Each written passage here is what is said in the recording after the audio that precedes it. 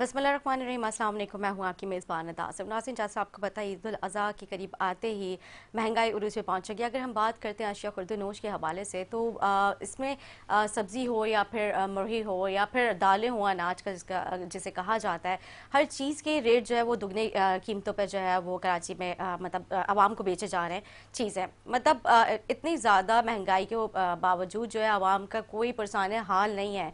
मतलब कहा यह जाता है कि अगर हम और ममालिक की बात करते हैं तो ईद के करीब आते हैं या उनके कोई भी ओकेजन्स आते हैं उसमें लोगों को जो फैसिलिटेट किया जाता है, रेट्स को कम किया जाता है, ना कि आपके ओकेजन्स आते ही आप आवाम के ऊपर और बर्डन डाल देते हैं। मतलब हर तरह से तो आवाम वैसे ही बुरे हाल का शिकार हुई हुई है। यहाँ पर कि इलेक्ट्रिक ने एक सितम ढाया हुआ है, पानी है नहीं, गैस है नहीं, रोड्स का बुरा हाल है, इंफ्रास्ट्रक्चर तबाह और बर्बाद है। तो मतलब हमारी जो इंतज़ामिया है, लोकल हमारी गवर्नमेंट है, उनके ऊपर कोई चेक एंड बैलेंस नहीं है। इसी तरह से हमारी जो आवाम है, हमारे जो दुकानदार है, वो अपनी मनमानियों पे लोगों को चीज़ें अपने ही रेटों पे जो है वो फ़रोग कर रहा है। इस हवाले से प्रोग्राम में गुफ्तगू करते हमारे साथ मौजूद हैं पाकिस्तान सुन्नी तहरीक के सरबरा मोहम्मद सरवत एजाज कादरी साहब। आपको प्रोग्राम में खुश आमदीद कहूँगी। क्या सब खैरियत से? सरवत साहब, जिस तरह से अभी मैंने अपने इंट्रो में जिक्र किया, क्योंकि ईद उल अज़हा में क्योंकि ज़ाहिर आपको पता है कि एक ही दिन रह गया, चांद रात है, तो लोग जो है वो मतलब ज़ाहिर अपने घर की ग्रोसरी और बाकी चीज़ों को जो है वो लेके मतलब मार्केट्स का रुख कर रहे हैं। लेकिन हमारे जो दुकानदार हैं उन्होंने अपने ही रेट्स कोट किए हुए हैं और मतलब कोई चेक एंड बैलेंस नहीं है। हमारे असिस्टेंट कमिश्नर की बात करती हूँ या फिर मैं डीसीज़ की बात करती हूँ, कमिश्नर कराची जो पहले तो एक बड़ी वो फहरिस्त निकाल देते हैं कि हम जो है लोगों को मतलब फैसिलिटेट करेंगे, लेकिन अफसोस का अलमिया यह है कि यहाँ पे लोगों को किसी सूरत में फैसिलिटेट नहीं किया जाता। क्या कहेंगे आप? औज़ुबिल्लाहिमिनश्शैतानिर्रजीम बिस्मिल्लाहिर्रहमानिर्रहीम सल्लल्लाहु अला मुहम्मद। सबसे पहले आपका शुक्रिया के 21 का शुक्रिया और इस खूबसूरत प्रोग्राम का शुक्रिया कि आज हम वैसे तो आज चांद रात पे बैठे हुए और यकीनन ईद तो बस ऐसी ईद है जैसे आपने अपनी इंट्रो में सारी चीज़ें गुफ्तगू की है। ये अलमिया तो काफ़ी सालों से चल रहा है और इसका कोई रिज़ल्ट भी नहीं आ रहा। बिल्कुल ऐसे है। और सबसे बड़ी जो बात है वो ये कि ये सब इलेक्टेड नुमाइंदे हैं, ये सिलेक्टेड नुमाइंदे हैं, जो भी नुमाइंदे हैं गवर्नमेंट के हैं और उसमें यकीन इंतज़ामिया पे जब गवर्नमेंट का कंट्रोल होगा, रूल ऑफ लॉ होगा, कानून की बालादस्ती होगी तो ये चीज़ों के ऊपर कोई पकड़ भी होगी, कोई गिरफ्त भी होगी। और यही वजह है कि कानून ना होने की वजह से अमल दरामद नहीं है, तो फिर हर बंदे अपने हिसाब से डिज़ाइन करते हैं, अपने हिसाब से लिस्टें आवेज़ा कर रखी हैं कि कोई जो चेक पे आ गया तो लिस्ट चेंज हो गई, वो दूसरी लिस्ट लगा दी जो है अकॉर्डिंग टू गवर्नमेंट प्रोवाइडेड। तो लेकिन इसमें मेरा और आपका भी कसूर है कि हम और आप मिलकर अगर जब तक जद्दोजहद नहीं करेंगे, मैं और आप मिलकर सब अच्छे सच्चे लोगों को आगे लेकर नहीं आएंगे और आप और मैं मिलकर उन लोगों को सिलेक्ट नहीं करेंगे जो कि इस सच्चाई के साथ, ईमानदारी के साथ इस मुल्क के लिए सर्व करना चाहते हैं, इस मुल्क से प्यार करते हैं, उन लोगों को हमें आगे लाएंगे तो हम इन चीज़ों पे काबू होगा। अभी आप देखें मार्केट का मैंने दौरा किया तो देखा कि रेट्स ना आसमानों पे हैं और स्पेशली अगर आप देखें तो कल का जैसे सीज़न है, कल ईद है और ईद उल ज़ुहा की है, तो ईद उल ज़ुहा का जो मौक़िफ़ है, जो फ़लसफ़ा है, जो वो हमें मैसेज दे रहा है वो ये दे रहा है कुर्बानी है, कुर्बानी सेक्रीफाइस कर रहे हैं कि वालिद बेटे से कह रहे हैं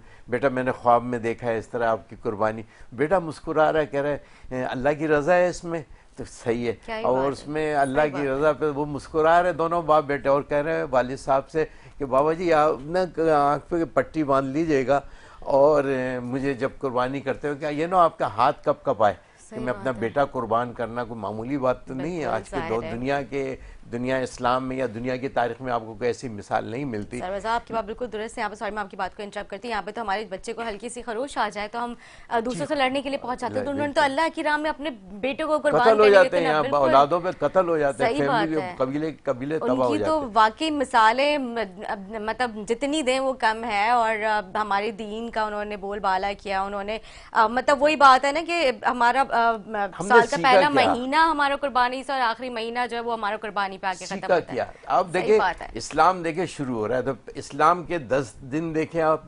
मुहर्रम, और आप आज ये महीना देखे ज़िलहज का देखा आता है तो इसके अंदर 10 दिन कुर्बानी। इस्लाम यानी कुर्बानी से शुरू हुआ और कुर्बानी पे उसका एंड हो रहा है। पहले 10 दिन ले लें इस्लाम के मुहर्रम के कुर्बानी और दूसरे साल का एंड ले लें तो कुर्बानी। इस्लाम का इब्तिदा भी कुर्बानी, आखिर में असल मसला क्या है? मसला ये है कि हम कुर्बानी करते हैं कि उसे हमें गोश्त की तो उनको ज़रूरत नहीं है, हमारे ये खून की ज़रूरत नहीं है, उनको है कि आए मैं और आप मिलकर, हमारे जो हुक्मरान हैं इस फ़लसफ़े से ये सीखें कि अपनी ज़ात की कुर्बानी, अपनी अना की कुर्बानी, अपने मफादात की कुर्बानी हम में से कोई देने को तैयार ही नहीं है। कोई अपनी ज़ात की कुर्बानी, अपनी अना की, अपने मफादात की कुर्बानी देने को तैयार नहीं है। मुल्क कैसे तरक्की करेगा? मेरे और आपके हुक्मरानों का एहसास है, यहाँ अगर 90 करोड़ थे, इससे ज़्यादा 4 गुना ज़्यादा बाहर रखी हुई है। अल्लाह ने अगर गुर्बत ख़त्म करनी है तो मैं जो मैं बकरी कर रही होती, मैं तो हमें भी अपनी मैं की कुर्बानी देनी होगी। जब तक मैं अपनी मैं की कुर्बानी दूंगा ये मुल्क नहीं तरक्की करेगा। आज मुल्क के लिए आप पेट्रोल की कीमत जाके देख लें, डर जाते हैं। कल वो कुर्बानी, लोगों को पता है कि लोग बिरयानी बनाएंगे, लोग कलेजी भूनेंगे, लोग गोश्त काटेंगे, तो पता चल रहा है टमाटर और प्याज नापैद है, मिल गया, शॉर्ट हो गया अभी मार्केट जैसे मैंने से। अपने इंट्रो में जिक्र किया कि मतलब हर चीज ही उन्होंने डबल कीमतों पे लोगों को जो फरोख्त कर रहे हैं। मतलब यहाँ पे किसी हाल में आवाम को ना सुकून मिल ही नहीं सकता। मतलब गवर्नमेंट्स आती हैं, पहले स्टार्टिंग में दावे वादे करते हैं, फिर वो इलेक्ट हो जाते हैं, इलेक्ट होने के बाद जो है वो जब हुकूमत का हिस्सा बन जाते हैं, फिर वही सारे इनकी चीजें रिपीटेड है। लेकिन इसके लिए मुझे और आपने भी फैसला करना है कि अब हम आने वाले वक्त अपनी इस कौम को कैसे बचाना है। मुझे अपना ये मुल्क, जिन्हों ने जो हमें खूबसूरत एक पाकिस्तान बना के थे, आज़ादी नज़रिया था ना कि ऐसे तो वहाँ भी हमसे ज़्यादा मुसलमान तो वहाँ रह रहे हैं, लेकिन आप मुझे बताएं कि हम यहाँ आकर क्या हमारे बच्चों के पास अच्छी तालीम है, क्या मेरे बच्चों के पास अच्छी सेहत है, क्या मेरे बच्चों के पास अच्छे स्कूल हैं? मसला ये है कि कौन है, जिम्मेदारी तो हुक्मरानों की है। कि उमर फारूक ये फरमा रहे हैं कि अगर वो दरिया के किनारे मेरे हुकूमत, दौरे हुकूमत में बकरी का बच्चा भी मर जाए तो उसके अल्लाह ताला मुझसे पूछेगा क्या इन हुक्मरानों को नहीं पता कि हज़ारों बच्चे रोज़ाना कत्ल हो रहे हैं, हज़ारों बच्चियों के साथ क्या कुछ हो रहा है इस शहर, इस कराची, इस मुल्क के अंदर। आज कराची के अंदर देख ले 16-17 घंटे की लोड शेडिंग हो रही है। किसी के अंदर हिम्मत है कोई पूछे? कोई अब इस कौम के अंदर सकत ही नहीं छोड़ी। आपको रोटी कपड़े के पे ऐसा लगा दिए, बच्चों के ऊपर ऐसा लगा दिया कि मेरे बच्चे की 2 वक्त की रोटी कैसे पूरी करनी है। वो क्या सोचेगा कि मैं कैसे अपना वो किरदार अदा करूँ। और ये हुक्मरान ये समझते हैं कि ये दुनिया में सुरखुरू हो जाएंगे, दुनिया की दौलत जमा कर लेंगे, कल इस क़यामत के दिन की फिक्र है, कब्र की आखिरत की फिक्र है। चाहे वो अरब पति हो या खरब पति हो या गरीब पति हो, कोई भी हो, जाना उसी तख्ते के ऊपर, निनाते उसी तख्ते के ऊपर है। अल्लाह आपसे इन सारी सवालों का जवाब जरूर लेगा कि आपको जब ये मुकाम मिला आपने इसको कहाँ यूटिलाइज किया, आपको जवानी मिली आपने कहाँ गुजारी, आपको ये बुजुर्गी मिली आपने कहाँ गुजारी, या आपको अल्लाह ने दौलत दी आपने इसको कहाँ गुजारी। ये सब सदका जारी है। अगर हम इस मरने के बाद 3 करेंसी चलती है, एक आपकी अच्छी औलाद, आपका इल्म जो आपको नफा दे, आपका माल जो आपको नफा दे। माल वही नफा देगा जो आपने लोगों की खिदमत में। मेरा रब कहता है मुझे तलाश करना है, मैं शहर से करीब हूँ, मुझे तलाश करना है, मखलूक खुदा में तलाश करो, मखलूक खुदा में, मखलूक में जाके देखो, मखलूक की खिदमत करो। इसीलिए तो सबसे ज़्यादा जोर हुकूल इबादत पे दिया। खिदमत करें। आज आपकी ये ह्यूमन राइट्स या जो आपके ये वेलफेयर तंजीमें ना होती, मैं तो समझता हूँ कि पता नहीं कैसे मुल्क गुजारा करता। आज ये आपकी तंजीमें हैं तो आप देखेंगे राशन भी लोगों को बेचारों को मिल जाता है किसी भी बहाने से। कल वो मैं देख रहा था यहाँ पे वो एक अलकादिर के नाम से हैं, वो काम कर रहे हैं, तो वो कल वो मोटरसाइकिलें बांट रहे थे। कह रहे यार मुझे अपनी ज़िंदगी में पहली दफ़ा इतनी खुशी हुई कि मैंने बाइक वालों को मोटरसाइकिलें दी हैं, तो 172 दी थी और अभी 102 और देंगे। तो मैंने उनसे कहा 1-2 हमें भी दे दें सर, हमारे पास भी गुर्बत है। तो हंसने मुस्कुराने लगे। कह रहे जब मैं किक मार रहा था और मोटरसाइकिल पे वो लड़का मार रहा था, मुझे इतना खुश हो रहा था कि आज यार मैंने एक बंदे को कमाई का जरिया दे दिया। बिल्कुल सही बात है, ये बिल्कुल आपकी बात बिल्कुल ठीक है सरवर साहब। मतलब लोगों को रोजगार प्रोवाइड करना, लोगों को फैसिलिटेट करना जाहिर है एक अच्छे हुकूमत की जिम्मेदारी है। बिल्कुल आपकी बात ठीक है।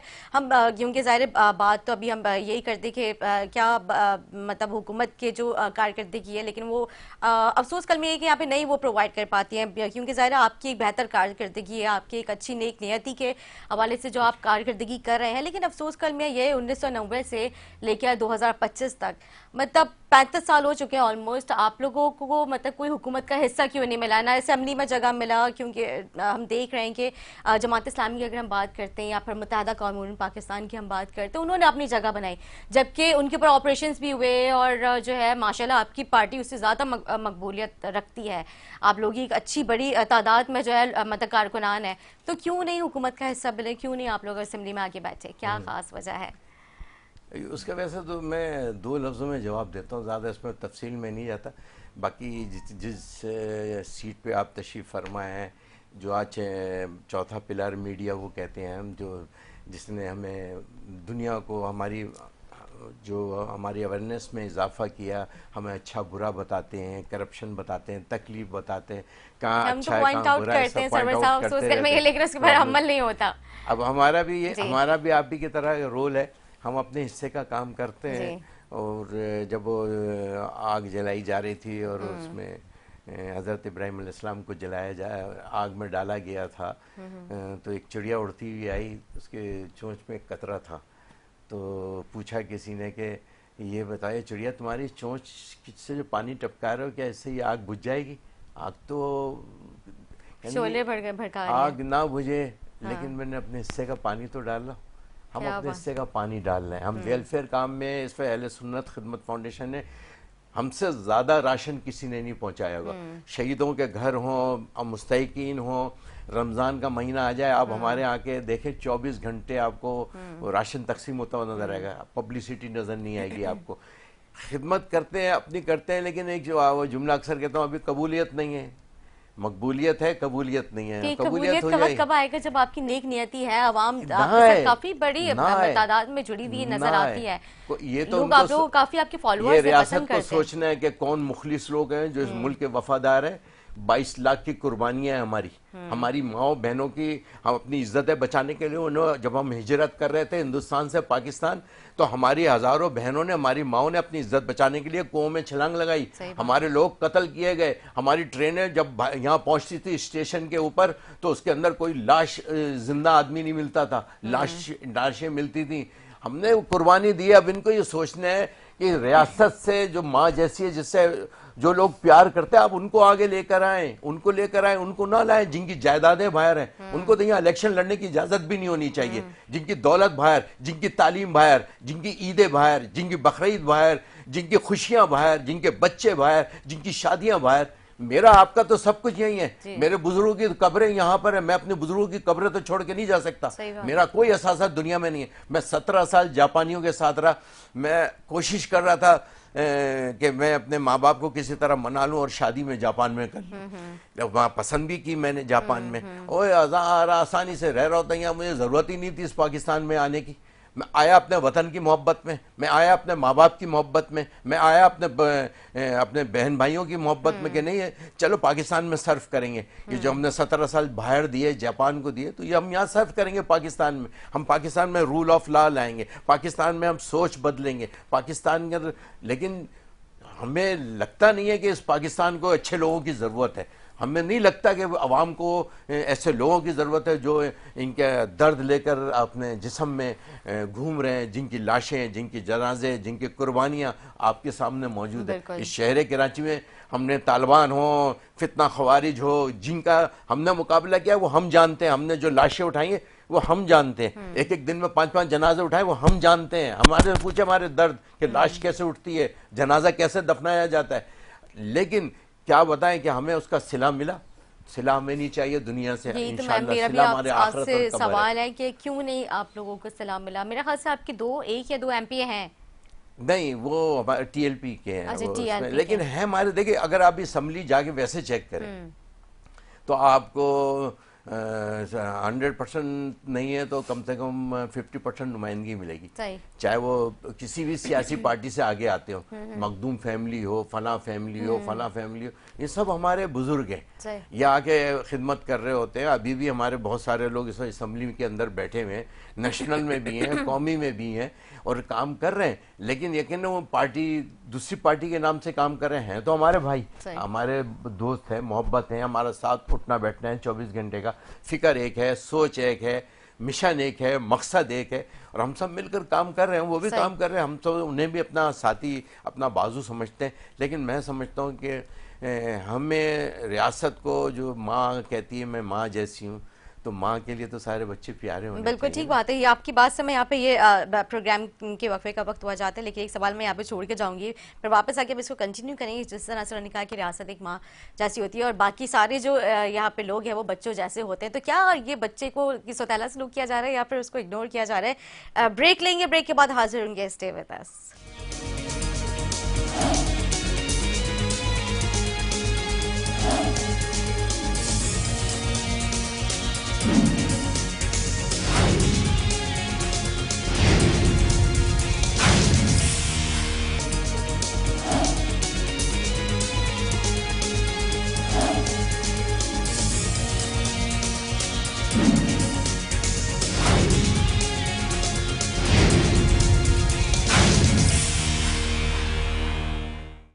Welcome back. नाज़रीन, ब्रेक से पहले जिस तरह से मैंने सवाल छोड़ा था, क्योंकि सरवरजाज कादरी साहब से गुफ्तगू हुई थी, उन्होंने कहा कि मतलब रियासत जो होती है वो माँ होती है और जितने भी नीचे जो हुक्मरान होते हैं वो उनके मतलब बच्चों जैसे होते हैं। तो मतलब मेरा जो सवाल था, क्योंकि ज़ाहिर है 1990 से जिस तरह से मैंने भी जिक्र किया था सरवरजाज कादरी साहब से कि क्या आप लोगों को जो है वो जगह नहीं दी जा रही है या फिर जो है इग्नोर किया जा रहा है या सौतेली माँ वाला सलूक किया जा रहा है?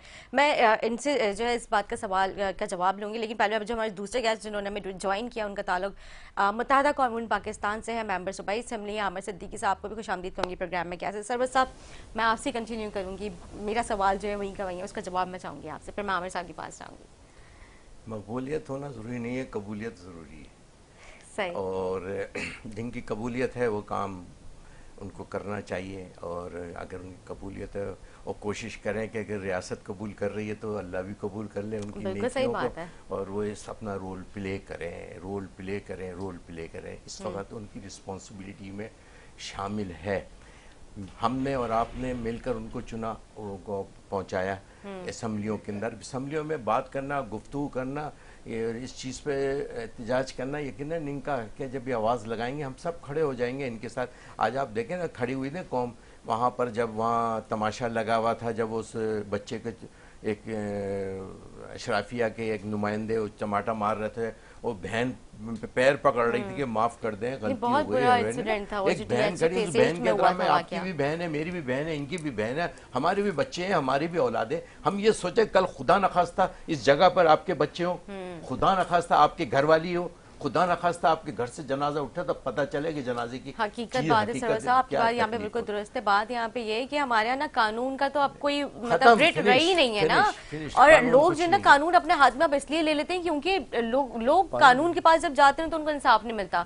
अब लोग यहाँ पे गरीब यहाँ पे पिस रहा है, लेकिन जो हमारे वडेरे हैं, जो हमारे हुक्मरान हैं, जो उनके बच्चे हैं हमारे, एग्जैक्टली, और जो हमारे बाल अफसरान है, मतलब अगर मैं पुलिसिंग की मैं बात करती हूँ तो वहाँ यहाँ पे भी DIGs के बच्चे कभी किसी को मार के चले जाते हैं, कभी कोई मामला इंसिडेंट सामने आ जाता है, मतलब कोई यहाँ पे कानून है ही नहीं। बिल्कुल ऐसे ही है, बिल्कुल ऐसे ही है। और इसके लिए हम तो शुरू से इस पे काम कर रहे हैं, चाहे हमारी कबूलियत हो ना हो, चाहे हमें अपनी आवाम दिल से पसंद करती है, हमें आवाम की दुआओं के साथ इस कब्र और आखिरत में उनके कंधों पे ही जाना है, उनके कंधों भी कब्र में उतरना हमें ज़रूरत नहीं है। वरना मैं 17 साल की जापान की नौकरी को करके चले यार, वहाँ हमने रूल ऑफ लॉ देखा, कानून देखा, डिसिप्लिन देखा, नज़्म व ज़ब्त देखा।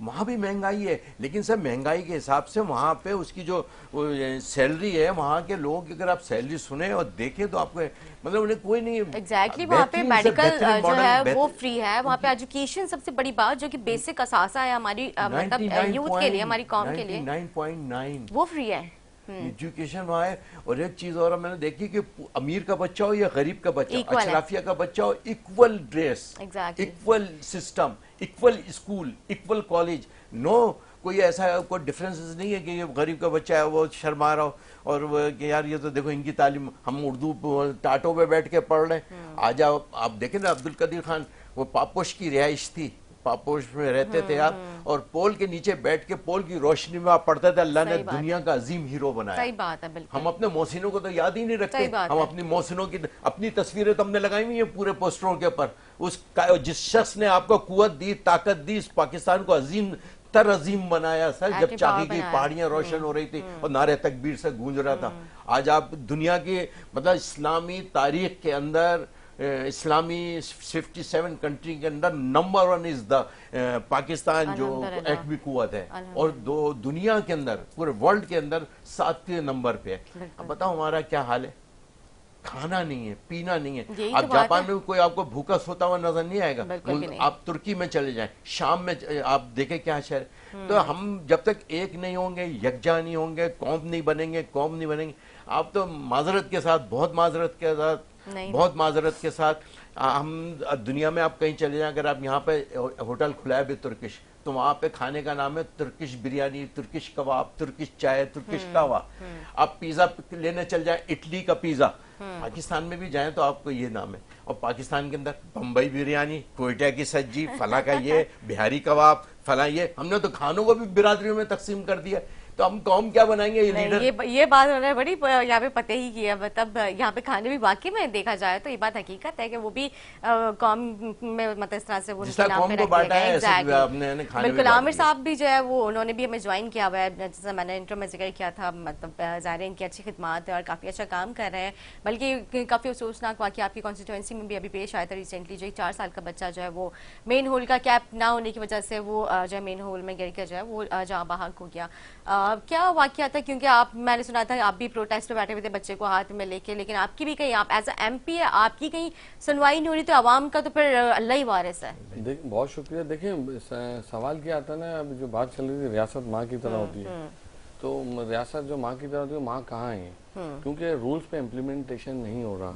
अब देखिए, आप पहले तो देखेंगे आज हम इस हाल पे क्यों पहुंचे। इस हाल पे अगर आप वाकईतन उठाएं कि जो गवर्नमेंट है 16 साल या 20 साल से जो चला रहे हैं, उन्होंने इस हाल पे यहाँ पहुंचा दिया। हालात इससे भी बुरे होने वाले हैं। इसलिए कि देखें, जब रूल की इम्प्लीमेंटेशन खत्म हो जाए, जब जजेस किताबें उठा के अपने ऑफिसों में अलमारियों में बंद कर दें, जब उन किताबों को देखना ही छोड़ दें, और SHO डमी FIR काटें जिसके अंदर जान नहीं हो, जिसके अंदर बिल्कुल लकूनाज हो, तो देखिए आज ये माहौल, मैं समझता हूँ कि जो पुलिस डिपार्टमेंट है सारा इनके ऊपर जाता है।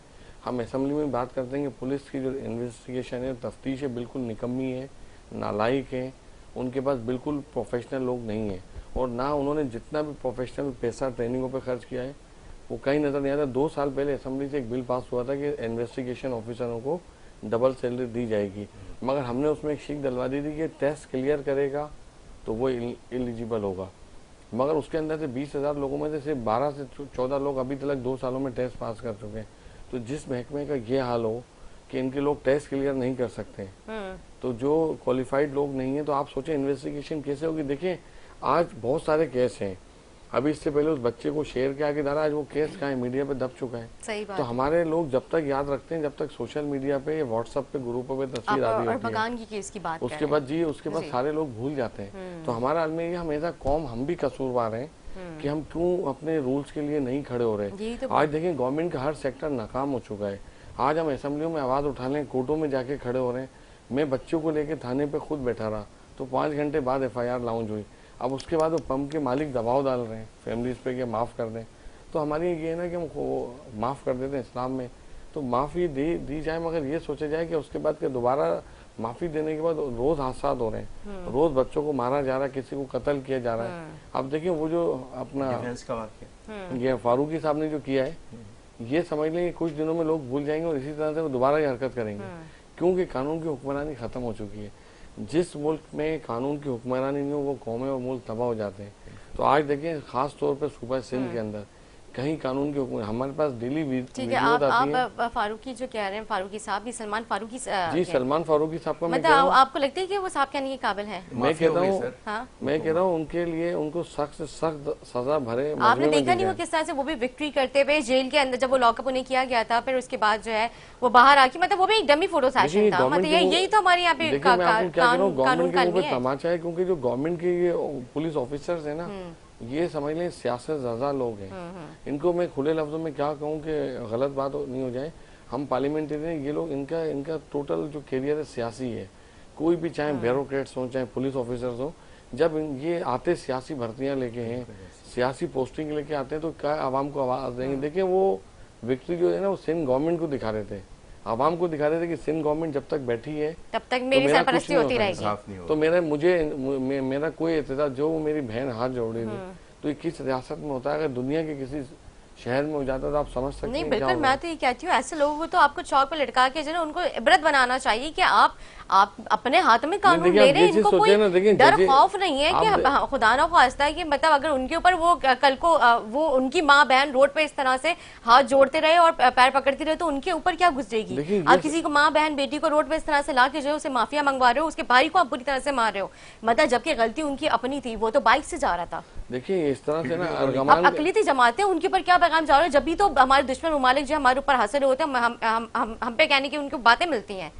देखिए अर्गमान का जो केस है, आप मुझे बताएं कि हमारे इस्लाम तो ये कहता है कि एविडेंस सामने मौजूद है, 2-2 4-4 महीने केसों को लंबा क्यों करते हैं? कि असल में मीडिया से वही लोग बात भूल है ना जाएं। सरवत साहब की बात ये कि यहाँ पे कोई कानून नहीं है। देखिए ये चीज़ तो एस्टेब्लिश हो गई ना, जब एक ये चीज़ सामने मीडिया देख रही है, जज साहब भी देख रहे हैं, तो उसी टाइम बेलें क्यों देते हैं? रिजेक्ट करें बेल, 3 महीने की नहीं जेल।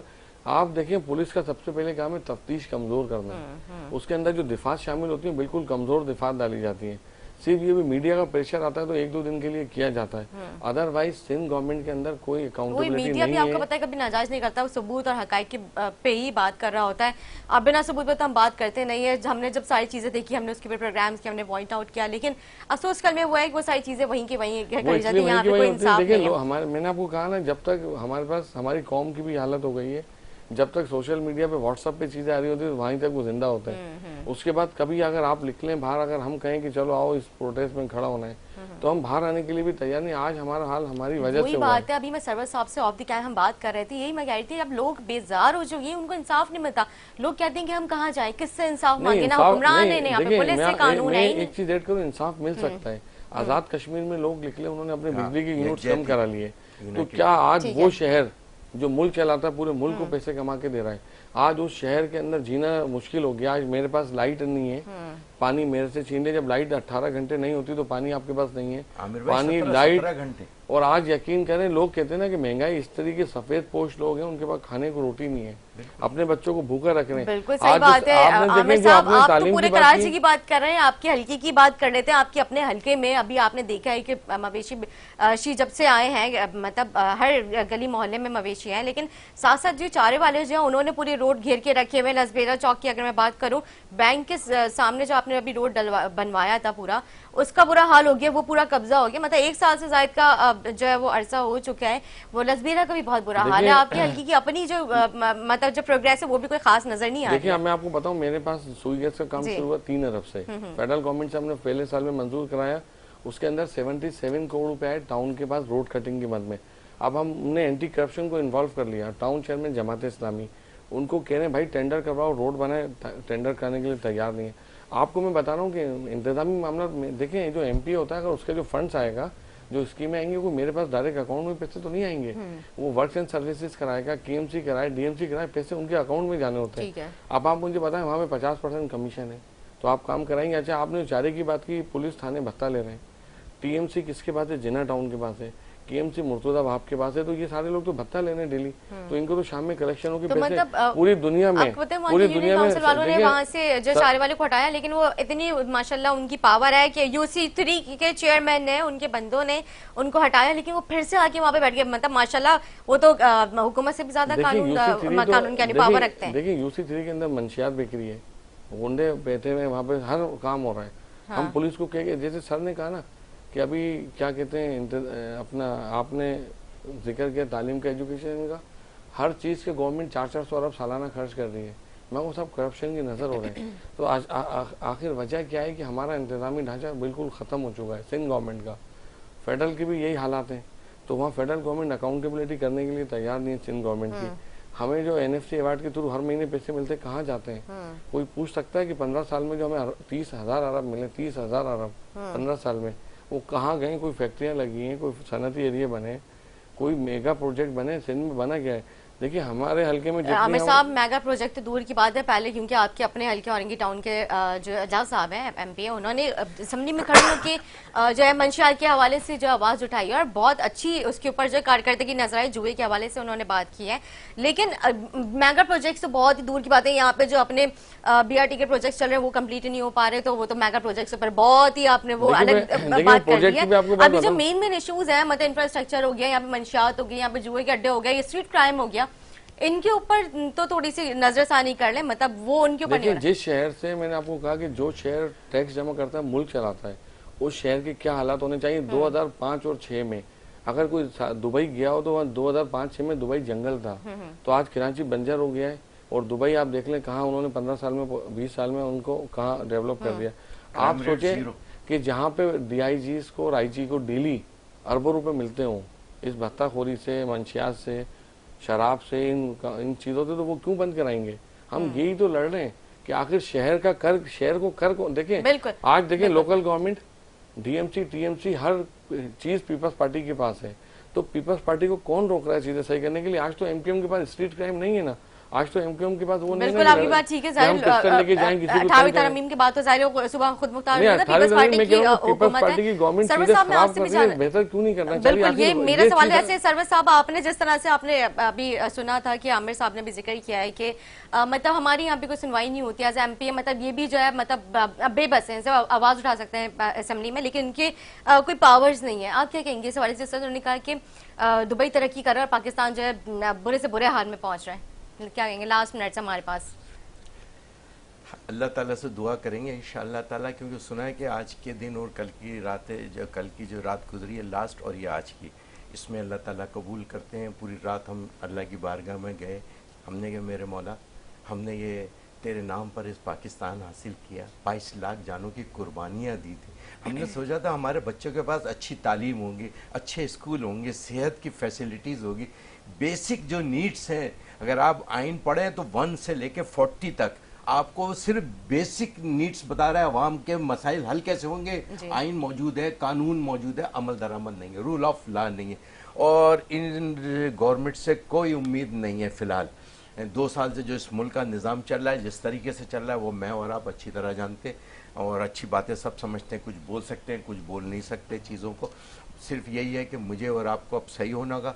मैंने कहा ना, इसी कौम एक दफा फैसला कर ले। सर बस आप और हम तो सही है, सभी तो हम सही सवाल कर रहे हैं और उनका जवाब की हम तलबगार हैं। एक दफा फैसला कर ले कि हमारे ये 2 उंगलियां जो हैं, ये 2, इससे हम अपना वोट अपने उस बंदे को देंगे जो सच्चा, मुखलिस, पाकिस्तान का वफादार। मैंने तो सुना है वोट तब्दील हो जाते रातों रात, जिसकी दौलत, जिसकी जायदाद इस पाकिस्तान में, सिर्फ वो इलेक्शन लड़ेगा। ठीक है सरवर साहब, लास्ट में क्या मैसेज देना चाहेंगे, क्योंकि ईद उल अज़हा जो है वो कल है, और मतलब आपको पता है ईद के बाद जो अनाइशें जगह जगह जो है वो नजर आ रही होती हैं, हमारी लोकल गवर्नमेंट की कोई जो है मतलब कारकर्दगी नहीं है। क्या लास्ट मैसेज देंगे? 47 से क्या कहेंगे कि क्या कर लें वो, तो बाकी ये है कि इंशाअल्लाह ताला यही करते हैं। मेयर भी 47 ही है, कौन सा वो जेन्युइन मेयर है, लेकिन फिर भी हम समझते हैं कि हमें करना चाहिए अपनी मदद, आपके तहत भी काम करना चाहिए। जैसे भाई ने भी, मेरे आमिर भाई ने भी बड़ी कहा कि हम कौम को कौम खड़ी है। कौम की तो आपने टांगे काट के फेंक दी है, वो कौम को क्या आपने रोटी कपड़े पे लगा दी है, 2 वक्त की रोटी पे लगा दी है कौम को, है ना। हमें और आपको मिलकर अपनी अना, जो कुर्बानी का फलसफा है ना, जो उस बाप बेटे की उस कुर्बानी को अपने जहन में रखें और उस फलसफे को समझें कि कुर्बानी मुझे अपनी ज़ात की, जो एक बेटा कुर्बान कर सकता है, तो क्या हम अपने मफादात कुर्बान नहीं कर सकते ज़ाती तौर पे? हम अपनी अना कुर्बान नहीं कर सकते? हम अपनी मैं ये कुर्बान नहीं कर सकते? ये जब तक मैं कुर्बान नहीं करेंगे ना, आप आज ऐद कर लें कि कल हमने इस मैं को ख़त्म करना है, और कल हम नए हुक्मरान, हम लीडर, अवाम सब मिलकर फैसला करें कि हम यकजा होकर इनकलाब लेकर आएंगे। आज बांग्लादेश का इनकलाब देखे कौम खड़ी हो गई, तुर्की का इनकलाब देखे कौम खड़ी हुई, तो इनकलाब। ओके ठीक है, thank you so much Ejaz Qadri साहब आपका। मैं आमिर सिद्दीकी साहब का बहुत शुक्रिया अदा करूंगी, आप लोगों ने टाइम तो उम्मीद करती हूँ मेरा आज हमारा प्रोग्राम अच्छा लगा। इसी के साथ अपने मेज़बान अल्ताफ़ को इजाज़त, अल्लाह हाफ़िज़।